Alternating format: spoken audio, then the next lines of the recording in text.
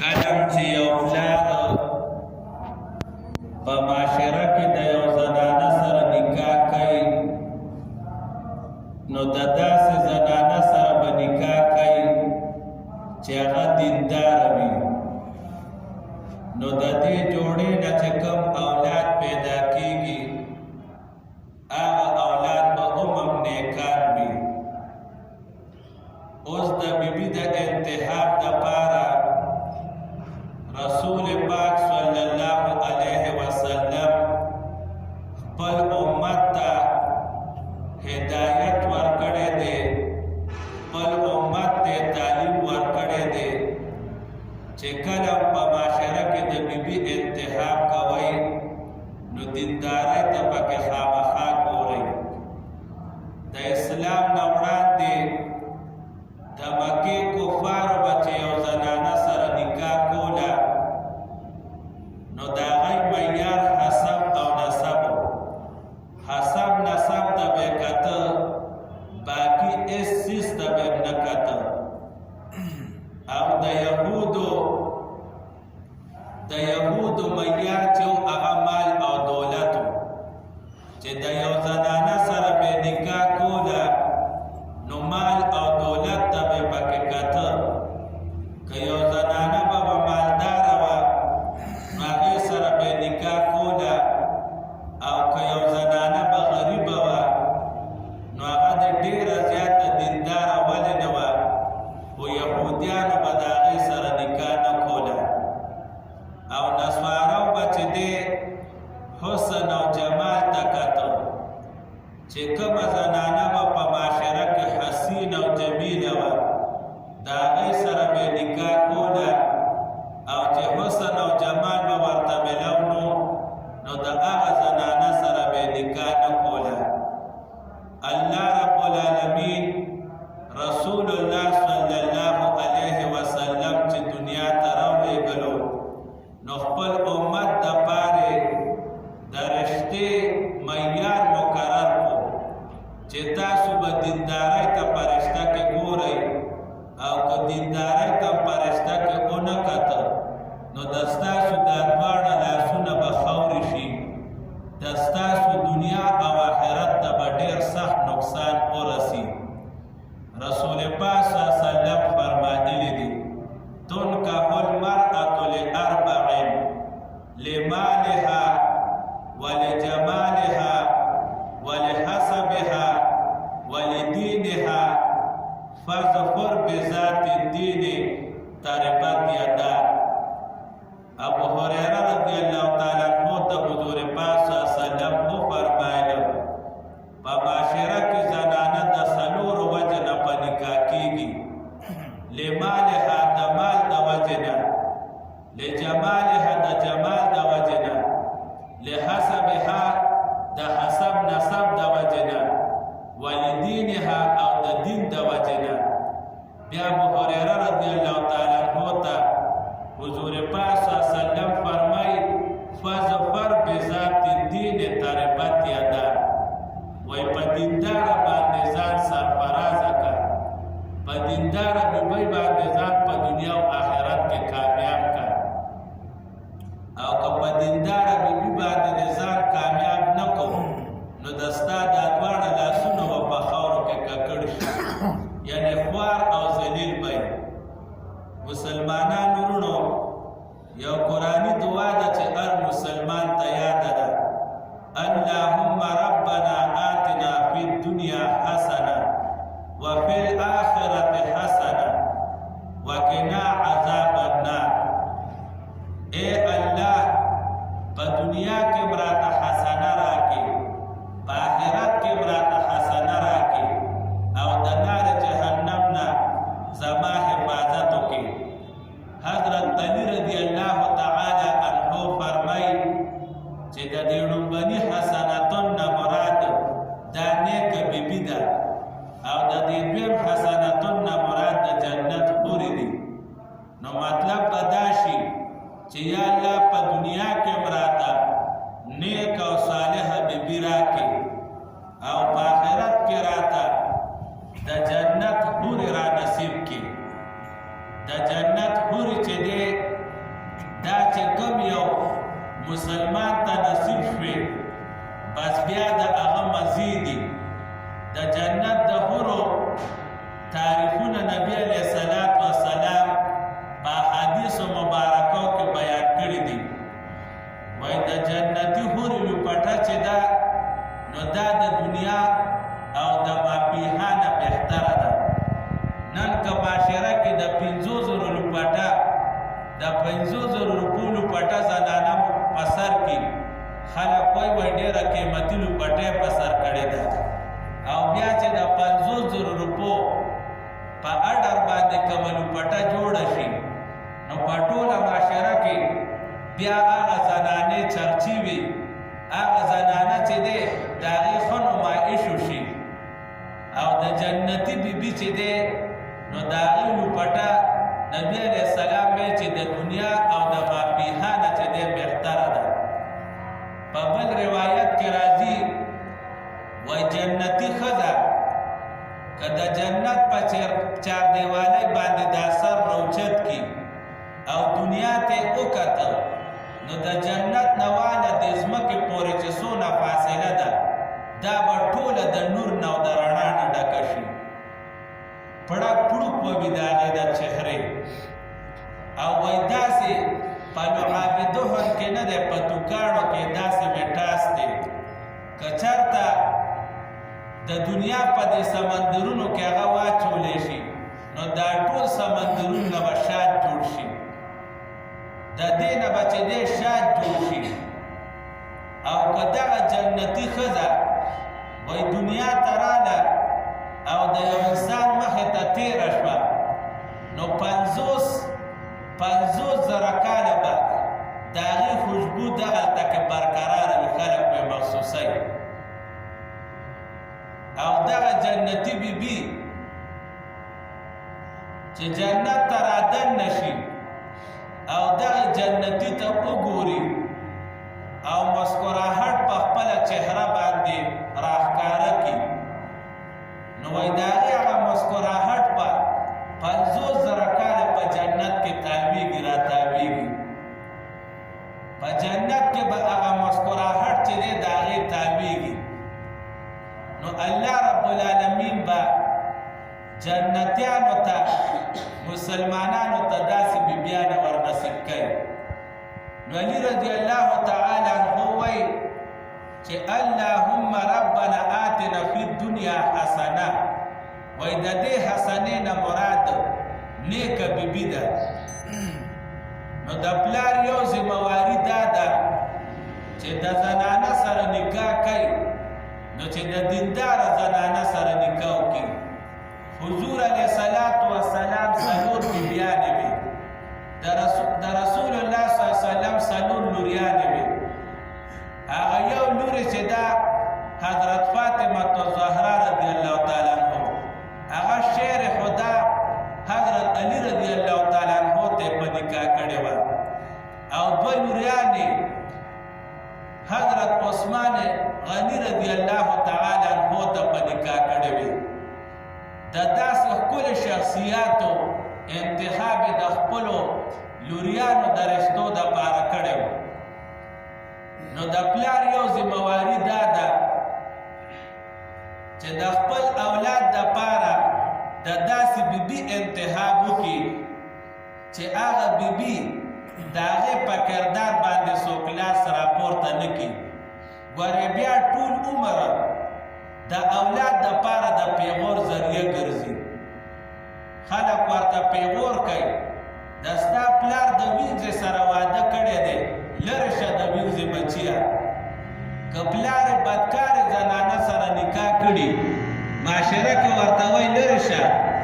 په پلاني وخت کې د ستا مور داسې کار کړی دی. نو وایي د والدینو یو ذمهداري دا ده، د والد یو ذمهداري دا ده چې د اولاد د عزت دپاره د عزت دپاره به د داسې زنانه سره نکاح کوي چې هغې په کردار باندې څوک لاس نه پورته کوي، د هغې په کردار ته چې دی هغه څوک عیبجن نه جوړوي. نو دا لومبنۍ ذمهواري ده. دویمه ذمهداري مسلمانانو وروڼو دا ده چې کله د دغه جوړې نکاح وشوه نو کوشش وکړئ دا پلارم چې د ګناهونو نه ځان بچ کړي او دا مور به د ګناهونو نه ځان بچ کړي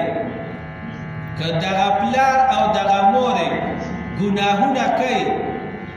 نو دا کوم اولاد چې الله ورکوي په هغوی باندې به هم د دې ګناهونو اثر وي په هغه ماشومانو باندې به هم د ګناهونو اثر وي او که مورې همیشه قرآن ته ناست وي نو په بچي باندې به هم اثر وي د امام ضحاک رحمه الله په باره کې راځي د امام ضحاک رحمه الله وایي د څلور کاله د مور په ګېډه باندې تېر کړي او چې کله وایي دی پیدا شو نو وایي ده ته څلور سپارې مخکې نه حفظ وي د هغې وجه دا وه چې مور به تلاوت ډېر زیات کولو نو د هغه تلاوت اثر و چې هغه ماشوم ته د مخکې نه څلور سپارې یاده شوې وي نو مسلمانان وروڼو چې دغه والدینو ته خبرې ته مخی دې خبرې ته یې مخی چې زمونږ کوم اولاد پیدا کېږي که مونږه ګناهونه کوو نافرمانیانې کوو زمونږ دغه اولاد چې دی دا به نیکان او صالحان نه وي او کله چې مونږ د نیکۍ زندګي تېرو د هغې اثرات به زمونږ په اولاد باندې هم مرتب کېږي بیا خصوصا د مجامعت په وخت کې ښځې او خاوند دپاره دا دعا غوښتل چې دی دا د سنتو نه ثابت دي اللهم جنب الشیطان وجنبنا ما رزقتنا اے الله مونږه چې دی د شیطان نه بچ کې او دا کوم اولاد چې مونږ ته ته را نصیب کې نو دغه اولاد هم د شیطان نه بچ کې اللهم جنبنا الشیطان وجنب الشیطان مما رزقتنا چې دا دعا وغواړي نو الله چې کوم اولاد در نصیب کوي د شیطانی اثراتو نه چې دی هغه محفوظ وي بیا چې الله رب العالمین دله بچی درکړو نو په ښه وخت کې به ورته اذان کې او په ګس وخت کې به ورته اقامت کې که نارینه اولاد الله درکړو هم دغه طریقه ده او که زنانه اولاد دله درکړو الله پاک هم دغه طریقه ده او عام اذان به کې داسې نه چې د سار اذان وکړي او الصلاة خیر من النوم دا کلمات هم پکې ووایي نه په ښه وخت کې به عام اذان کې او په ګس وخت کې چې دی دا به ورته اقامت کې د زنانو د جنۍ دپاره هم دغه طریقه ده د هلک دپاره هم دغه طریقه ده د دې نه پس یو عمل دی هغې ته وایي تحنیک که دا هلک وي په معاشره کې به تقوادار کس وګوري تقوادار عالم به وګوري تقوادار بزرګ به وګوري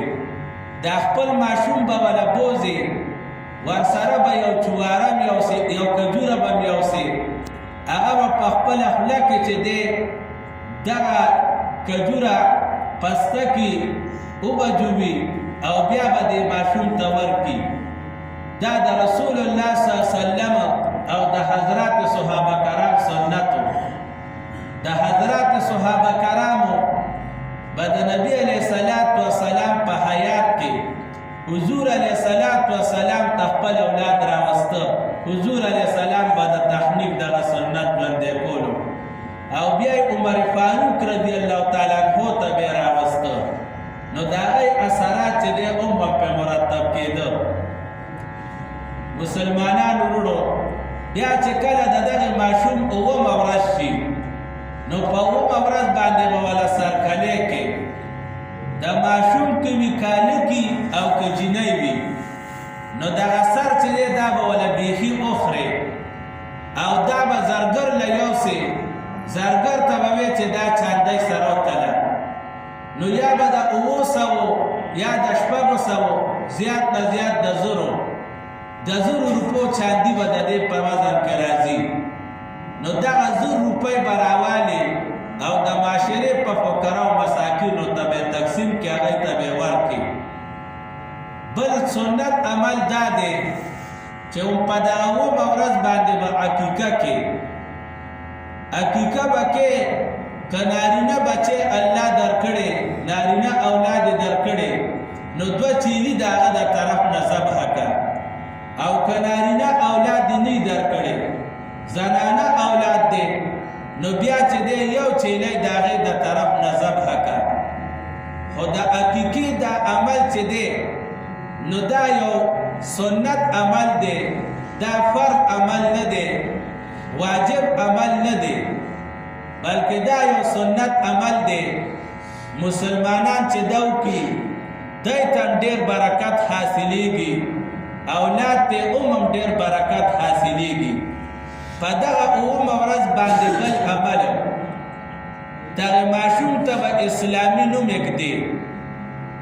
اسلامي نوم د الله رب العالمین ته 2 نومونه ډېر زیات وخت دي. یو عبدالله نومه، یو عبدالرحمن نومه. نبی علیہ الصلوۃ والسلام فرمایلی دي احب الاسماء الى الله تعالی عبد الله و عبد الرحمن. وی الله رب العالمین ته په نومونو کې محبوب ترین نومونه عبدالله او عبدالرحمن دی. بیا د عبدالله عبدالرحمن کې د دې مطلب دا نه دی چې ټول مسلمانان د صرف دا 2 نومونه کې دي، بلکې د الله نور اسماء حسنا دي، د هغې سره د عبد لفظ لګوه، هغه بهترین نوم دی. عبدالعزیز، عبدالقهار، عبدالجبار، دا ټول چې دی بهترین نومونه دي. د انبیاء علیهم السلام نوم پکې ده، د انبیاء علیهم السلام نوم پکې ده، د حضرات صحابه کرامو نوم پکې ده، د علماو نوم پکې ده، د صالحانو نوم پکې ده. خو د ډرامو د فلمونو نه نوم مې زده کوه چې په ډرامه کې د نوم واورېدو چې د یو اکټر نوم طوفان دی، نو تا په خپل بچي باندې طوفان نوم کېښودو. تا وې چې په ما باندې دغه ډرامه کې دا نوم ډېر ښه لګېدو، نو راځه په خپل بچي باندې طوفان نوم کېده. نه، د علماو نه تپوس وکړه او د هغې نه پس چې دی بیا نوم کېده. د دې سیم نه تبلیغي جومات راغلی و، په هغې کې یو ملګری د هغه نوم حامان و. د هغه نوم چې دی حامان و، او حامان چې دی دا کافر تیر شوی دی، دا د فرعون وزیر و. په سند او په پنجاب کې ډېر جهالت دی، او په صوبه سرحد کې چې دی د هغې په نسبت جهالت کم دی. نو دا د صوبه سرحد د عوامو کمال نه دی، بلکې دا د صوبه سرحد د علماو کمال دی. دا د مولانا بجلیګر صاحب کمال دی، دا د شهید اسلام د مولانا حسن جان صاحب کمال دی، دا د شیخ الحدیث مولانا ادریس صاحب کمال دی، دا د مفتی عبدالله شاه صاحب کمال دی، وغیره وغیره. دا د صوبه سرحد د عالمانو کمال دی. په صوبه سرحد کې اکثر مسلمانانو د اولیاء سره محبت ساتي، خو اولیاء ته سجدې نه کوي. د پنجاب او د سند مسلمانانو اولیاء سره محبت ساتي، او جهالت پکې دونه عام دی چې اولیاء ته سجدې هم کوي. مزاراتو ته لاړ شي، په خپله به درته ښکاري. ښه که د ولي قبر ته لاړ شي، هلته قوالیانې شروع دي، هلته شرکیات شروع دي، بدعات شروع دي، رسومات شروع دي. نو مسلمانان وروڼو د علماو نه به تپوس کوي او په خپل بچي به نوم ایږدي چې کله دې په 9 ورځ باندې دا کار وکړو. اوس په کار دا دی والدې ته چې دغه بچي ته خپل پی ورکوي. داسې نه چې ته وې زما صحت ته نقصان رسی او زه د خپل بچی ته پوډر ورکوم د خپل بچی ته